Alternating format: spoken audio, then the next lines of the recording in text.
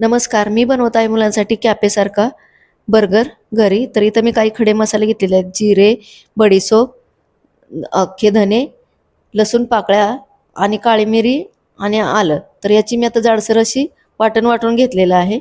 आता पॅनमध्ये 1 चमचा तेल घालायचं आहे आणि हे वाटून घेतलेलं वाटण याच्यामध्ये फ्राय करून घ्यायचं आहे. तर इथं मीडियम साईजचा कांदा कट करून घेतलेला आहे. अर्ध गाजर बारीक कट करून घेतलेला आहे.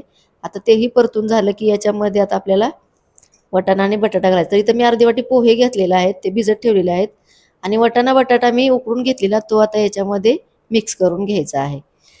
तर इथं पोहे आपले भिजलेले आहेत, तेही मिक्स केले.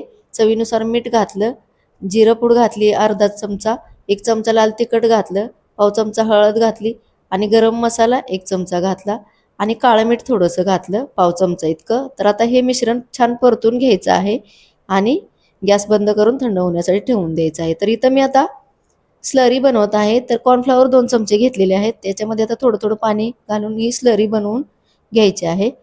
तर अशा प्रकारे मी कॉर्नफ्लॉवरची स्लरी बनवली आणि ब्रेड क्रम्स बनवून घेतलेले होते मी अगोदरच.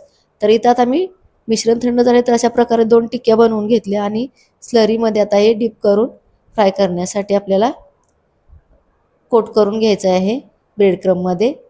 तर इथं मी दोन्ही साईडने छान ब्रेड क्रम लावून घेतले. तेल आपलं गरम झालेलं आहे. तर आता हे तेलामध्ये आपल्याला टिक्की तळण्यासाठी सोडायची आहे. तर अशा प्रकारे दोन्ही टिक्क्या मी तेलामध्ये सोडलेल्या आहेत फ्राय होण्यासाठी. ब्राऊन कलरपर्यंत तळून घेतलेले आहेत छान. आता मी बटरमध्ये थोडेसे गरम करून घेत आहे आणि इथं मी मायोनीज आणि किसानची चटणी बनवलेली आहे मिक्स. तर खूपच छान असे बर्गर घरी मुलांना कधी खावेसे वाटले तर असे बनवून द्या आणि व्हिडिओ कसा वाटला ते नक्की कमेंटमध्ये सांगा.